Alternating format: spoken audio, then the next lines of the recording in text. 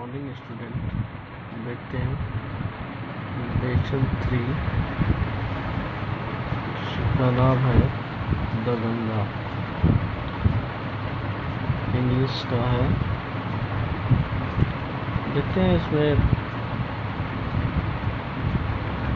The Ganga में कि यह चैप्टर लिखा गया है पंडित जवाहरलाल नेहरू के द्वारा। उन्होंने खुद लिखा हुआ है। ठीक है, अब इसमें मेन इम्पोर्टेंट बताया गया है गंगा के बारे में। द गंगा आप सभी लोग जानते हैं कि एक रिवर है, भारत की सबसे लंबी नदी, जो कि गंगोत्री से जो कि हिमालय पर्वत में है, वहाँ से निकल करके और ये गंगा सागर में जाके मिलती है।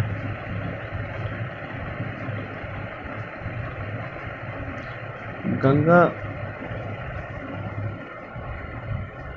जो है बहुत ही हॉली रिवर है, बहुत ही पवित्र नदी है। तो इस चैप्टर में पंडित जवाहरलाल नेहरू का कहना था कि बहुत सारा स्नेह प्रेम भारतीयों ने हमें दे रखा है। एक और हमें विशेष है, यानी कि इच्छा है कि एक मुट्ठी मेरे अर्थियों में से गंगा में इमर्ज किया जाए, यानी कि बहा दे। जब मैं जब मैं मरूं, चाहे वो इंडिया में या चाहे इंडिया से बाहर। ठीक है, यही है मेन पर्पज इस चैप्टर का। तो स्टार्ट करते हैं। Paragraph 1। I have received so much love and affection from the Indian people that nothing that I do can repay even a small fraction of it. यानी कि मैं have received प्राप्त कर चुका हूँ so much love, इतना ज़्यादा प्रेम and और affection लगाव फ्रॉम द इंडियन पीपुल, भारतीय लोगों से, दैट की नॉथिंग कुछ नहीं, दैट की आई डू कैन रिपे, यानी कि मैं उसे चुकता नहीं कर सकता, इवन प्राय स्मॉल फ्रैक्शन ऑफ इट, इसके एक छोटे से भाग भी, यानी कि जितना उन्होंने मुझे प्रेम दिया है, लगाव दिया है, उसका एक छोटा सा हिस्सा के बराबर भी मैं चुकता नहीं कर सकता। एंड इंडीड मीन्स होता है वास्तव में। There can be no repayment of so precious a thing as affection, यानी कि यह दोबारा उन्हें चुकाया नहीं जा सकता, उस लगाव की चीज़ों को। Many have been admired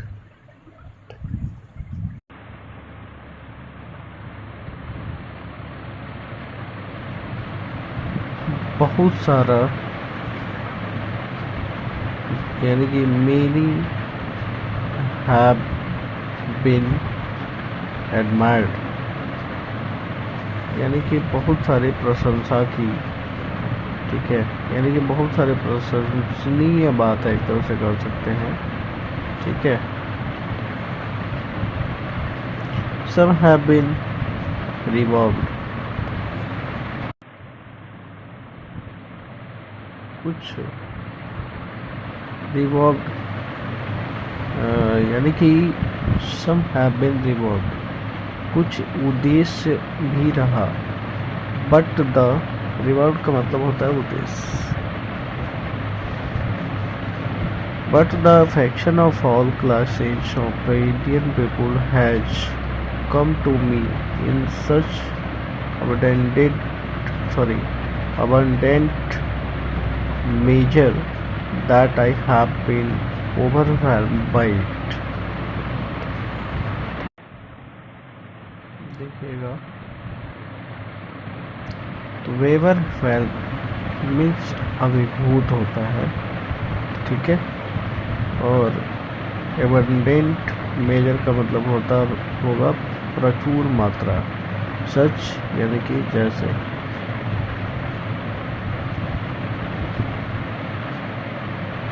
यहाँ पे बट लेकिन the affection of all classes, सभी श्रेणी के लगाव ऑफ इंडियन पीपुल, भारतीय लोगों के सभी श्रेणियों के लगाव, या फिर ऐसे कह सकते हैं कि सभी श्रेणियों के भारतीय लोगों का लगाव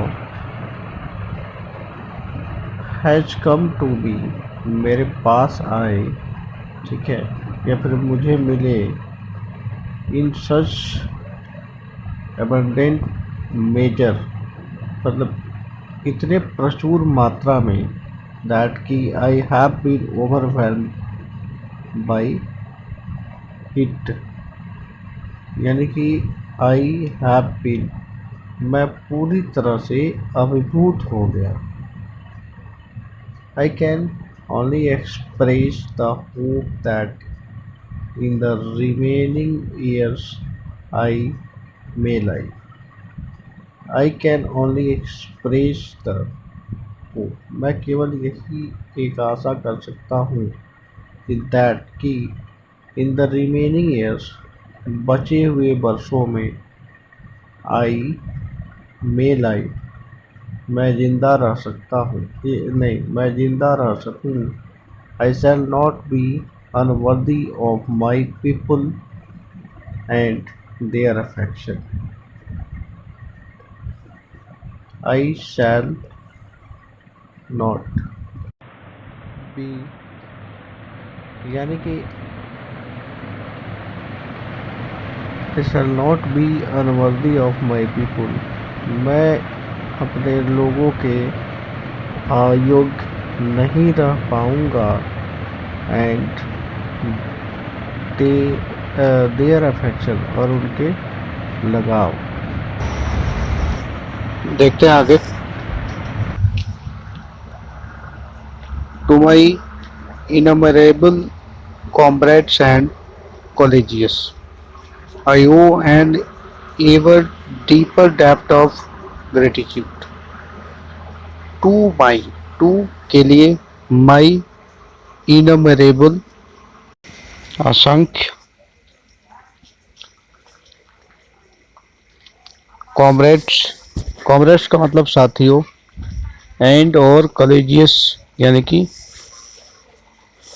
सहयोगियों, ठीक है, यानी कि अपने, टू माई यहाँ पे मेरे नहीं होगा, यहाँ पे अपने होगा, अपने असंख्य साथियों, असंख्य यानी कि जो गिना ना जा सके, असंख्य साथियों एंड सहयोगियों, I owe an ever deeper डेप्ट इन ग्रेटिट्यूड, आई ओ, मैं रीडी हूँ, डीपर अत्यधिक गहरा,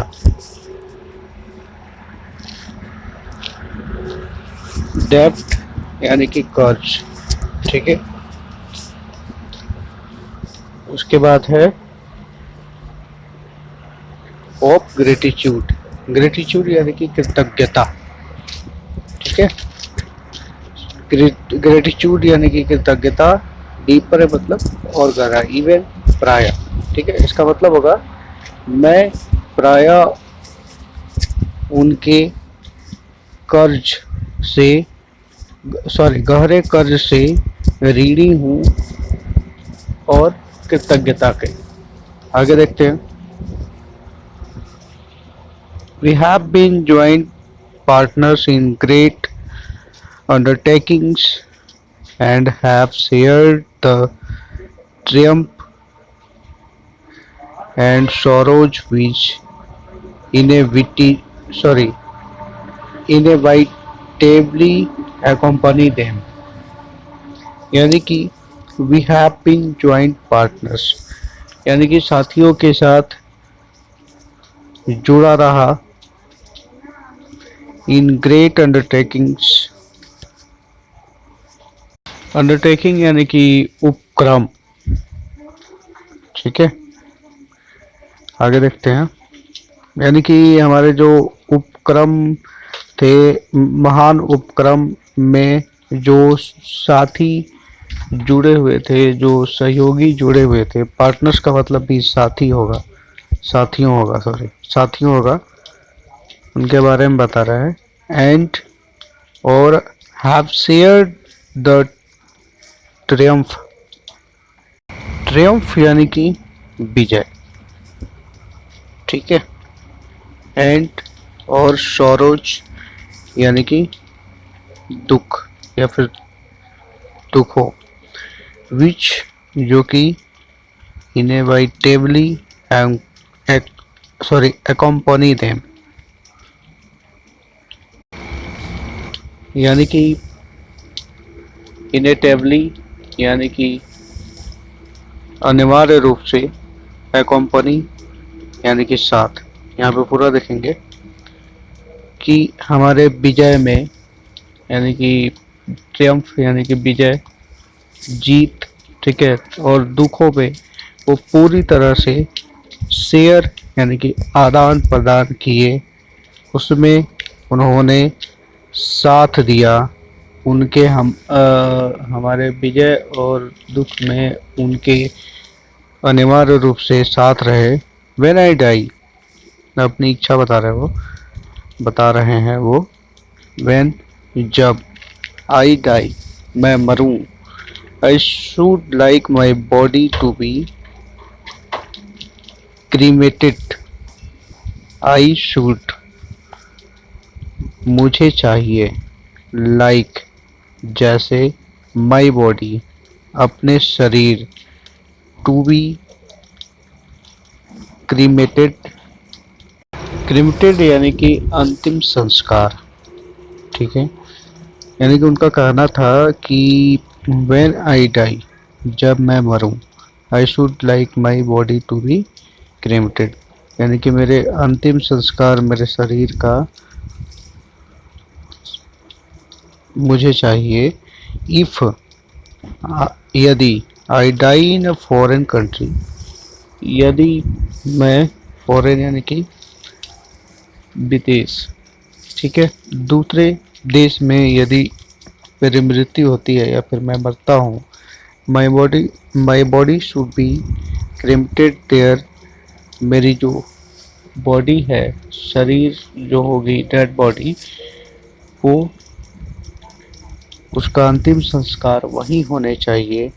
एंड और माई एसेज सेंट टू इलाहाबाद, और मेरी जो अर्थियाँ होंगी उन्हें इलाहाबाद भेजी जानी चाहिए। A small handful of these ashes should be thrown in the Ganga, और एक मुट्ठी भर अर्थियों को गंगा जी में थ्रोन बहा देनी जाए।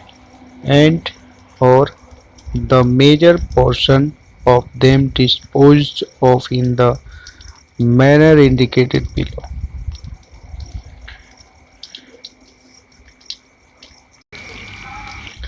यानी कि मेजर पोर्शन मतलब उनके एसेज में से, उनका कहना था कि एसेज में से जो मुख्य हिस्से होंगे वहीं नीचे की तरफ संकेत कर दिया जाए, तरीके से या फिर तरीके में। ठीक है, आगे देखते हैं।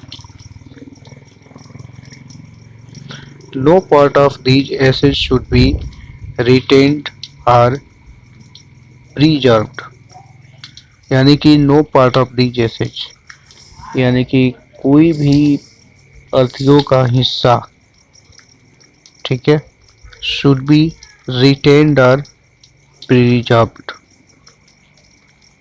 रिटेन्ड यानी कि उसको बरकरार और या प्रिजर्व्ड यानी कि उसका मतलब वही होगा संरक्षित।